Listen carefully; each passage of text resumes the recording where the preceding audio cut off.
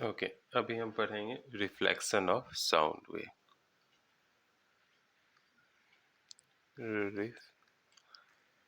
Reflection of sound waves. Okay, एक second.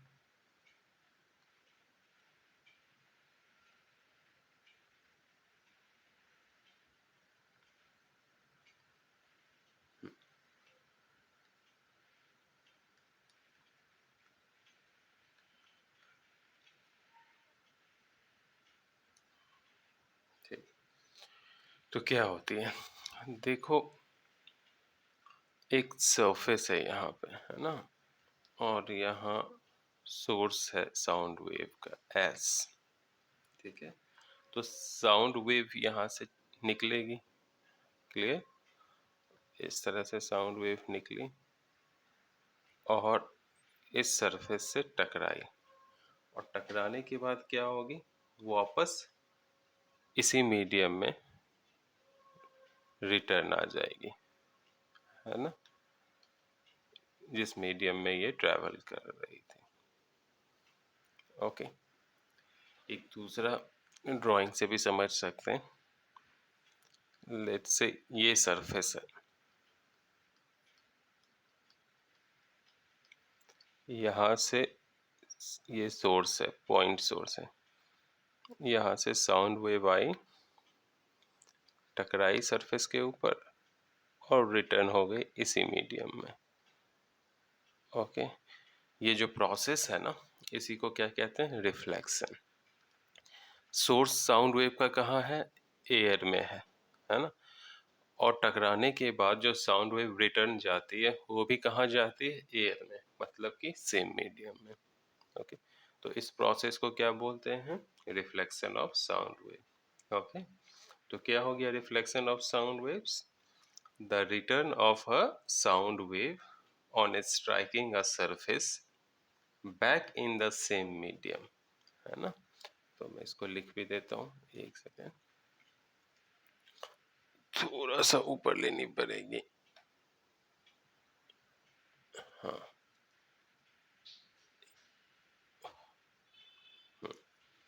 तो reflection of sound wave की definitions क्या हो जाएगी,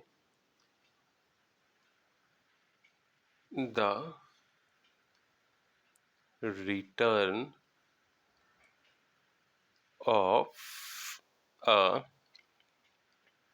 sound wave on striking a surface back in the same medium, back in the same medium is called the is called the reflection of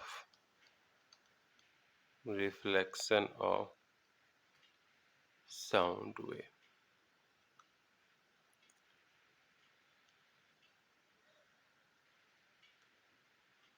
okay, तो light की reflection और sound की reflections में एक डिफरेंस है। देखो यहाँ पे पहले मैं लाइट की कर रहा हूँ, है ना, यहाँ पे एक लाइट आई, फॉल की और रिफ्लेक्ट हो गई, और यहाँ भी एक साउंड आई, फॉल की और रिफ्लेक्ट हो गई। बट दोनों में डिफरेंस क्या है, लाइट के केस में, है ना, ये किसका है, लाइट रिफ्लेक्शन, इसके केस में ये जो सरफेस है ना, ये जो रिफ्लेक्टिंग सरफेस है ये स्मूथ होना चाहिए, स्मूथ और पॉलिश्ड होना चाहिए। ओके, बट साउंड के केस में जरूरी नहीं है इसका स्मूथ और शाइनी होना, है ना। स्मूथ एंड शाइनी होना है तो अच्छा, नहीं है तो भी कोई फर्क नहीं पड़ता। ओके, इसकी जरूरत नहीं है ना। तो doesn't require smooth and shiny surface. But conditions क्या है, मतलब साउंड वेव कब रिफ्लेक्ट करेगी। ओके, तो जो रिफ्लेक्टिंग सरफेस है ना उसकी साइज बड़ी होनी चाहिए wavelength of the sound wave, है ना। तो क्या लिख देता हूँ मैं यहाँ पे, conditions, reflecting surface must be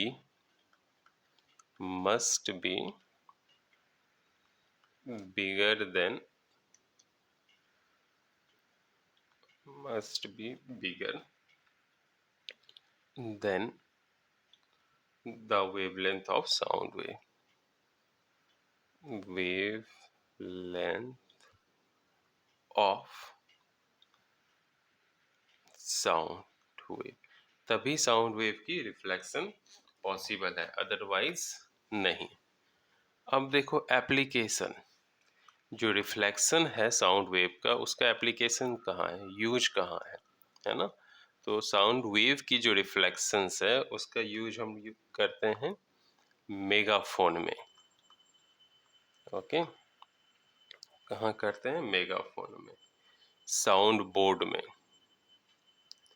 जो गिटार के अंदर होल होती है उससे भी साउंड क्या होती है, रिफ्लेक्ट होके बाहर आती है। ईयर ट्रम्पिट में,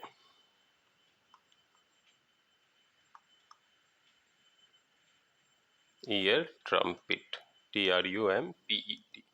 ओके, तो ये सारी जो है ये क्या है, एप्लीकेशन से रिफ्लेक्शन ऑफ साउंड वेव की। आगे देखते हैं,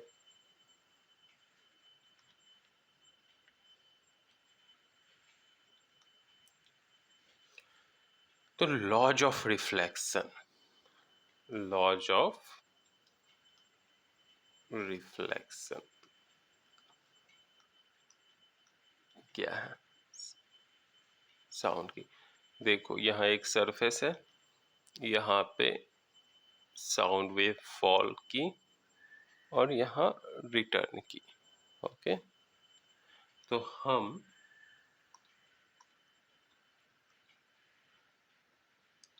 यहाँ पे एक इमेजिनरी लाइन ड्रॉ करेंगे सरफेस के ऊपर जो कि 90 डिग्री होगी सरफेस से। इस इमेजिनरी लाइन को जो कि 90 डिग्री है सरफेस के ऊपर उसको हम नॉर्मल बोलते हैं। ठीक है, ये जो रे है SP, SP जो रे है ये क्योंकि फॉल कर रही है सरफेस के ऊपर, इंसिडेंट हो रही है सरफेस के ऊपर, इसलिए SP को हम बोलेंगे incident ray, incident ray.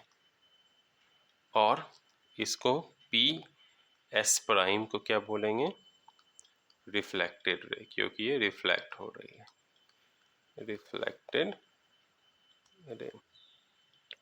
Incident ray यानी SP और नॉर्मल के बीच में जो एंगल बनता है उसको बोलते हैं एंगल ऑफ इंसिडेंस, और नॉर्मल और रिफ्लेक्टेड रे के बीच में जो एंगल बनता है उसको बोलते हैं angle of reflection, I prime. Okay, तो हमेशा फर्स्ट लॉ क्या है, angle of incidence that is angle I हमेशा इक्वल होती है angle of reflections I prime के।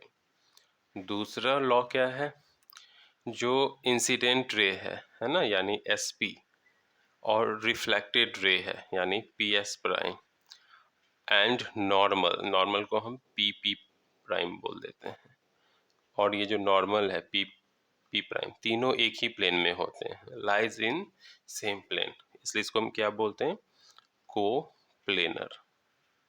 ठीक है, मैं फिर से रिपीट कर देता हूँ। इंसिडेंट रे, रिफ्लेक्टेड रे और normal must be lies in same plane, है ना, that means they are coplanar. अब हम स्टडी करेंगे एको को। देखो एको क्या होती है। तो समझो ये एक माउंटेन पीक है, ओके, है ना, और यहाँ स्पीकर है। क्लियर, स्पीकर ने कुछ बोला, कुछ साउंड निकाला, लेट से राम साउंड निकाला। ठीक है, तो जैसे ही स्पीकर बोलेगा तो वो खुद भी सुनेगा राम को, है ना, और ये जो वेव है ना, साउंड वेव, ये कहाँ गई, ये इस पीक से टकराई और फिर रिटर्न आ गई स्पीकर के पास। और स्पीकर इस रिफ्लेक्शंस की वजह से, साउंड की रिफ्लेक्शंस की वजह से फिर से सेम साउंड सुनेगा राम। कब? जब ओरिजिनल साउंड खत्म हो जाए, सीज कर जाए। ठीक है, तो इसी को हम क्या कहते हैं, एको, है ना। तो जब साउंड दोबारा सुनी जाए, ओरिजिनल साउंड खत्म होने के बाद, है ना, कुछ देर बाद, तो उसको हम क्या बोलते हैं, एको। मैं फिर से रिपीट करता हूँ। जब साउंड रिफ्लेक्शंस की वजह से दोबारा सुनी जाए, ओरिजिनल साउंड की खत्म होने के बाद, सीज करने के बाद, तो हम उसको क्या बोलते हैं, एको। ठीक है, इसी चीज को हम लिख सकते हैं, कैसे लिखेंगे, the sound, the sound heard, the sound heard after reflection,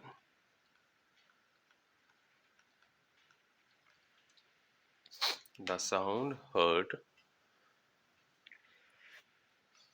sorry, the sound heard after reflection from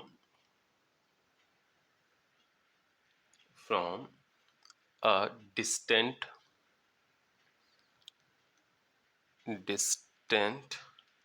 obstacle after the original sound has ceased,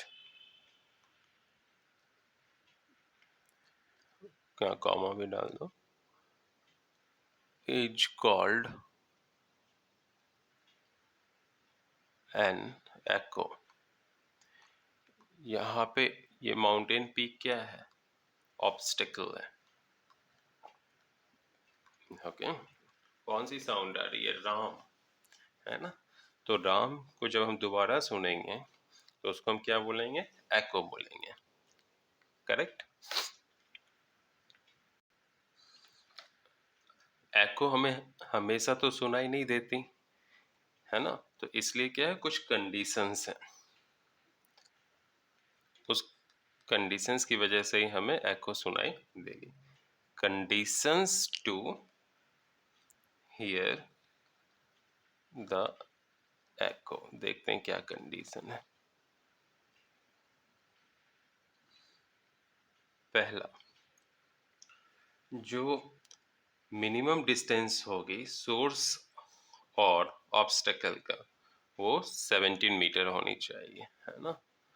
तो minimum distance between source, that is sound producer, and reflector या obstacle, reflector का मतलब reflect करने वाला, और reflect कौन करता है? ऑब्स्टेकल करता है ना। तो minimum distance between source and reflector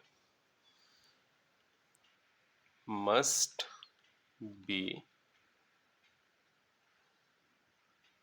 greater, या मस्ट भी नहीं, सीधा लिख दो क्योंकि मिनिमम लिखा है ना, तो यहाँ पे इक्वल टू कर दो। कितनी होनी चाहिए? 17 मीटर इन एयर। ओके, 17 से ज़्यादा होगा तो होगा, उससे कम होगी तो नहीं होगी। सेकंड क्या कंडीशंस है? साउंड की इंटेंसिटी ना प्रॉपर होनी चाहिए, यानी जो हम बोल रहे हैं वो इंटेंस इतनी होनी चाहिए कि वो रिफ्लेक्ट करे तो हमें सुने। अगर आप बहुत स्लो बोलोगे, धीरे बोलोगे, धीमी आवाज में, तो रिफ्लेक्ट होगा भी तो हम सेंस नहीं कर पाएंगे। ओके, तो एनफ इंटेंसिटी है ना, तो जो साउंड प्रोड्यूस कर रहे हैं उसकी इंटेंसिटी एनफ होनी चाहिए, इतनी कम नहीं होनी चाहिए कि हमारी सेंसेस उसको सेंस ही ना कर पाए।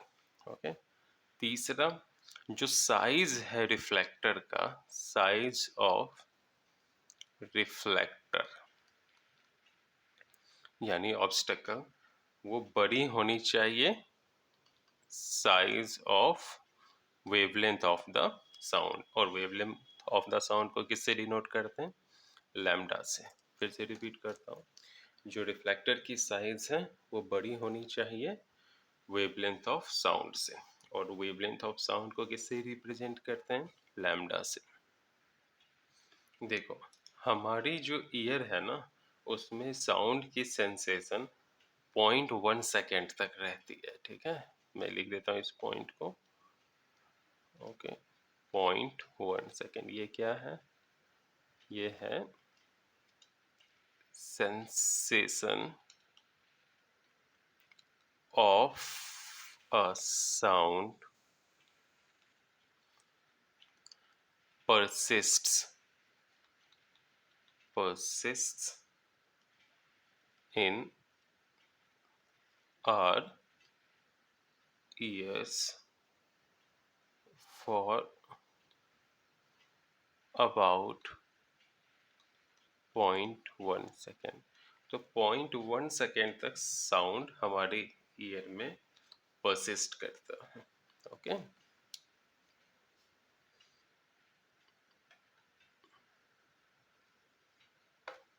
आगे वापस से देखते हैं। देखो, यहाँ ऑब्स्टेकल है। ओके,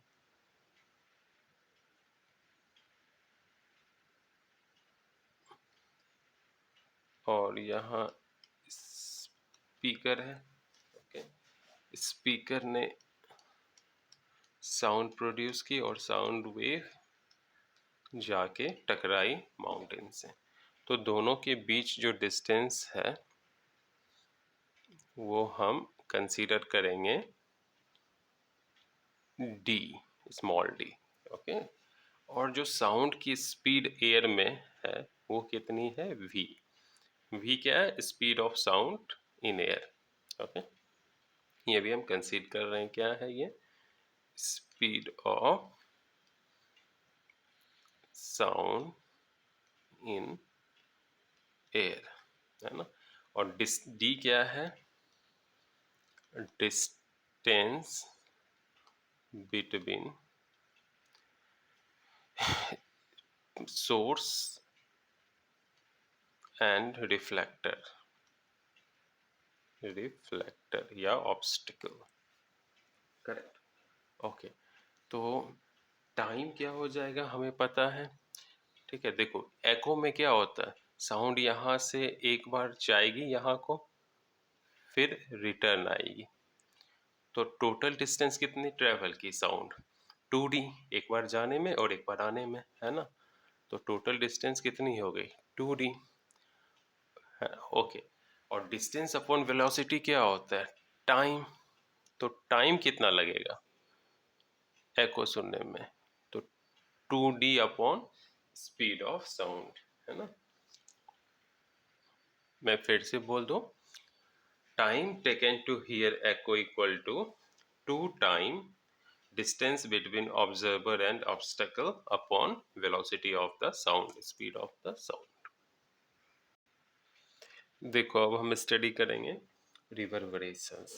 अगर रिफ्लेक्शंस रिपीटेड हो किसी रिफ्लेक्टर से और साउंड काफ़ी लंबे टाइम तक आपको सुनाई दे, एको लंबे टाइम तक हो, तो ये जो इफेक्ट है ना, इसको बोलते हैं रिवर्बरेशंस, यानी गूंजना। कहते हैं ना, आवाज़ गूंज रही है काफ़ी देर तक। फॉर एग्जाम्पल, अगर ताजमहल की जो टॉम्ब है, जो टॉम्ब के ऊपर जाके आप कुछ साउंड प्रोड्यूस करोगे तो वो काफ़ी टाइम तक एको होते रहता है, यानी वो गूंजता है। उसको क्या बोलते हैं? रिवर्बरेशंस। ओके, तो डेफिनेशंस इसकी कैसे लिखेंगे? ये कुछ इस तरह से स्टार्ट करेंगे। If there are repeated if there are repeated reflections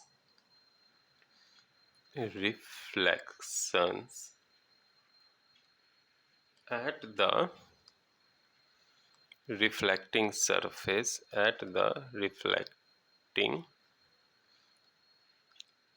surface sound gets prolonged.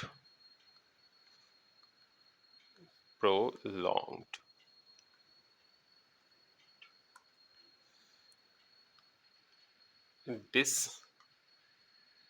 effect is called reverberation।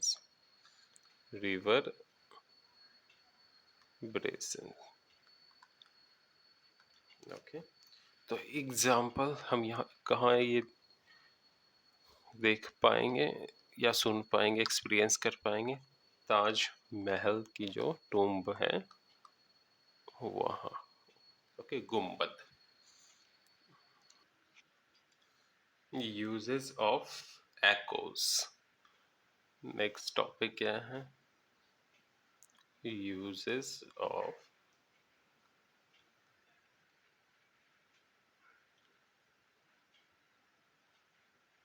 एकोस। तो एकोस की यूज कहाँ कहाँ होती है? पहला, साउंड रेंजिंग में। साउंड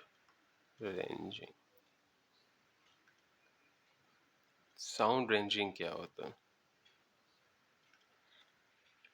फॉर एग्जाम्पल, यहाँ एक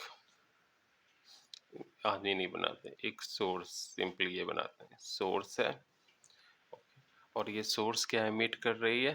ultrasonic wave. Ultrasonic sound wave, correct. और यहाँ है ऑब्स्टेकल, तो यहाँ से क्या होगी? साउंड वेव निकलेगी, ultrasonic sound wave. Clear? Okay, और इससे टकराएगी, ऑब्स्टेकल से। टकराने के बाद क्या होगी? ये सारी वेव रिटर्न होगी और सोर्स तक आएगी। तो ये जो रिफ्लेक्टेड साउंड वेव है ना, और जो ट्रांसमिटेड साउंड वेव है, तो कितनी टाइम लगी ये पूरी फेनोमेना में, वो यहाँ पे जो मशीन है वो रिकॉर्ड करेगी। ठीक है, तो लेट से टी टाइम लगा और हमें डिस्टेंस पता है, सॉरी, साउंड वेव की स्पीड पता है, डिस्टेंस तो फाइंड आउट करनी है। मैं फिर से रिपीट करता हूँ, एयर में या वाटर में क्या होती है? साउंड वेव की स्पीड पहले से ही पता होती है, करेक्ट। तो लेट्स से ये एक मीडियम है जिसमें साउंड की स्पीड कितनी है? v है, और t टाइम लगा साउंड वेव को रिटर्न आने में। हो गया? तो जो डिस्टेंस होगी सोर्स और रिफ्लेक्टर के बीच में, वो कितनी होगी? d। Okay, clear? और हमें पता है 2d bye v equal to क्या होता है? Time. So d equal to क्या हो जाएगा? v into T by 2। तो इसका क्रक्स क्या है? क्रक्स ये है कि अगर हमें किसी मीडियम में साउंड की स्पीड पता है और हम टाइम रिकॉर्ड कर लें साउंड वेव की रिफ्लेक्शन की, है ना, तो हम बता सकते हैं कि सोर्स रिफ्लेक्टर से कितनी दूर है। इसी को क्या बोलते हैं? Sound ranging. यानी अल्ट्रासाउंड का यूज करके हम डिस्टेंस फाइंड आउट कर सकते हैं दो पॉइंट के बीच में। तो फिर से मैं रिपीट करता हूँ। देखो यहाँ क्या है? सबमरीन है, और सबमरीन कहाँ है? वाटर के अंदर है ये। तो यहाँ से इसने क्या किया? अल्ट्रासोनिक वेव ट्रांसमिट किया, और ये गई नीचे जो रॉकी स्ट्रक्चर है ना, हार्ड सरफेस है, उसे टकराई साउंड वेव और रिटर्न आ गई। क्लियर? हमें साउंड की स्पीड पता है वाटर मीडियम में कितनी है? v। और साउंड जाके रिटर्न आने में कितना टाइम लगा रहा है? t। ओके, तो हम डिस्टेंस फाइंड आउट कर सकते हैं। वो कितनी आएगी? v into T upon 2। और ये डिस्टेंस क्या है? ये डेप्थ है ना, कितनी गहराई पर रॉकी स्ट्रक्चर है सबमरीन से, है ना। इससे हम पता कर सकते हैं सबमरीन कितनी डेप्थ के ऊपर है। ओके, तो अभी अल्ट्रासोनिक वेव्स की कुछ प्रॉपर्टीज को स्टडी करते हैं। अल्ट्रा सोनिक वेव्स जो हैं, इसकी हम कुछ प्रॉपर्टीज को पढ़ते हैं। क्यों साउंड रेंजिंग या डेप्थ सेंसिंग में अल्ट्रासोनिक वेव ही यूज करते हैं, है ना। कुछ खास वजह है, कुछ खास प्रॉपर्टी है, उसी प्रॉपर्टी को हम यहाँ पे स्टडी करते हैं। तो देखो, पहली क्या क्वालिटी है कि अल्ट्रासोनिक वेव्स के पास काफ़ी ज़्यादा एनर्जी होती है ऑडिबल साउंड से, है ना। तो more energy energy compare to audible sound, इसलिए ये ज़्यादा दूर तक जा सकती है। ऑडिबल साउंड ज़्यादा दूर और ज़्यादा थिकनेस को पेनिट्रेट कर सकती है, ठीक है। तो ये जा सकती है ट्रेवल्स लॉन्ग डिस्टेंसेस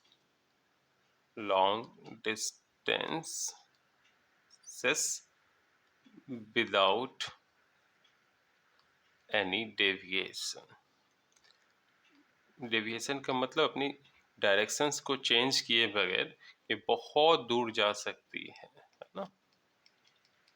फिर थर्ड इसकी क्या प्रॉपर्टी है? जो मीडियम है ना, अल्ट्रासोनिक वेव को अब्जॉर्ब नहीं करते, लेकिन साउंड वेव को इजीली अब्जॉर्ब कर सकते हैं। जैसे वुड है ना, वुड क्या करता है? साउंड वेव को एब्जॉर्ब कर लेता है, लेकिन अल्ट्रासोनिक वेव को अब्जॉर्ब नहीं करता। तो not easily absorbed in a medium। यानी अगर एक साउंड वेव वाटर में ट्रेवल कर रही है, ऑडिबल है, तो उसको वाटर क्या करेगी? अब्जॉर्ब करेगी। लेकिन अल्ट्रासोनिक वेव अगर वाटर में ट्रेवल कर रही है तो उसको वाटर अब्जॉर्ब नहीं करती है। तो साउंड रेंजिंग का यूज डॉल्फिन्स करते हैं, बैट्स करते हैं, है ना। तो ये जो डॉल्फिन्स है, डॉल ओ ओ डॉल्फिन्स, है ना, बैट्स मतलब चमगादड़, है ना, और फिशरमैन जो हैं, वो जो बोट यूज करते हैं उसमें भी अल्ट्रासाउंड मैकेनिज्म लगी होती है ना। फिशरमैन ये क्या यूज करते हैं? Ultrasonic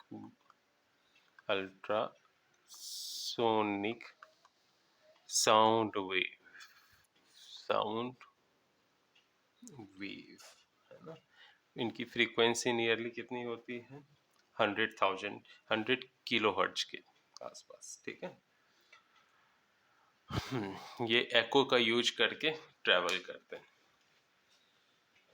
I repeat, dolphin, bats, fisherman ultrasonic sound wave की हेल्प से ट्रेवल करते हैं, मूव करते हैं। फिर एक डिवाइस है जिसको हम बोलते हैं सोनार। इसका फुल फॉर्म है एस स्टैंड्स फॉर साउंड। ये एस वो किसके लिए स्टैंड्स करता है? साउंड के लिए। एंड जो है वो किसके लिए स्टैंड करता है? नेविगेशंस के लिए। ओके। और आर किसके लिए स्टैंड्स करता है? रेंजिंग के लिए। तो इसको बोलोगे sound navigations and ranging. Sound navigation and ranging. Okay. ये भी किसकी यूज करती है? अल्ट्रासाउंड की। किस लिए? साउंड रेंजिंग करने के लिए, पता लगाने के लिए कि दूसरी बोट की कहाँ पे है या एनिमी की सबमरीन कहाँ पे है। क्लियर है? मेडिकल फील्ड में भी अल्ट्रासोनिक साउंड वेव का बहुत यूज होता है। कहाँ पे? ईसीजी में। उसका नाम है एको कार्डियोग्राफी। कार्डियोग्राफी है ना। जो हार्ट के पेशेंट्स हैं उनकी कार्डियोग्राफी होती है। ओके। और उसके लिए क्या यूज करते हैं? अल्ट्रासोनिक साउंड वेव, है ना। Ultrasonic USS sound wave, W USS W ultrasonic sound wave. Clear? फिर जो डिफरेंट ऑर्गन्स होते हैं, जैसे वुम्ब होती है फीमेल की, या फिर लीवर हो गया, गॉल ब्लैडर हो गया, यूटेरस हो गया, इन सब की इमेजिंग किसकी हेल्प से करते हैं? अल्ट्रासाउंड की वजह से। ओके। अब आते हैं मैकेनिकल वेव के टाइप्स। मैकेनिकल वेव्स जो है ओके वो दो टाइप्स की होती है। एक है लॉन्गिट्यूडिनल, दूसरा है ट्रांसवर्स। ओके। तो लॉन्गिट्यूडनल वेव्स क्या होते हैं? जिसमें पार्टिकल की वाइब्रेशंस, है ना, और वेव जो ट्रैवल करती है वो उनकी डायरेक्शन सेम होती है। ओके। लेट्स से एक यहाँ पे वेव की जो डायरेक्शंस है वो लेफ्ट टू राइट है, और जो पार्टिकल वाइब्रेट कर रहे हैं वो भी इसी डायरेक्शंस में है, आगे पीछे वाइब्रेट कर रहे हैं। तो इसको क्या बोलेंगे? Longitudinal wave. ट्रांसवर्स क्या होगा? अगर लेट से वेव की डायरेक्शंस लेफ्ट टू राइट है, ओके, बट पार्टिकल किधर वाइब्रेट कर रहे हैं? अप एंड डाउन 90 डिग्री पे। ओके। इस तरह से, है ना। तो इसको क्या बोलेंगे? Transverse wave. तो वापस से मैं बोलता हूँ लॉन्गिट्यूडनल वेव क्या होती है? If the vibrations of particles are along the direction of propagation of the wave, such wave is called longitudinal wave. If the vibrations of particles are perpendicular to the direction of propagation of the wave, then such wave is called transverse wave. याद रखना जो longitudinal wave है ना वो compressions और rare factions produce करते हैं medium में। लॉन्गिट्यूडनल वेव क्या प्रोड्यूस करते हैं? Compression and rarefactions, but transverse wave produces crests and trough. Okay. Sound wave किसका एग्जाम्पल है? Longitudinal wave. लाइट वेव किसका एग्जाम्पल है? Transverse wave. ओके। तो साउंड वेव देखो कंप्रेशंस क्या होती है, यहाँ पे अगर क्या होगी, कुछ एयर के जो मॉलिक्यूल्स हैं बिल्कुल पास पास हो गए, ये हो गई कंप्रेशन। रेयर फैक्शंस क्या हो गई? फिर यहाँ जो है एयर के मॉलिक्यूल्स दूर दूर हैं, फिर कंप्रेशंस हो गई तो क्या हो गई? एयर के मॉलिक्यूल्स बिल्कुल पास पास हो गए। ये है कंप्रेशंस एंड रेयर फैक्शन।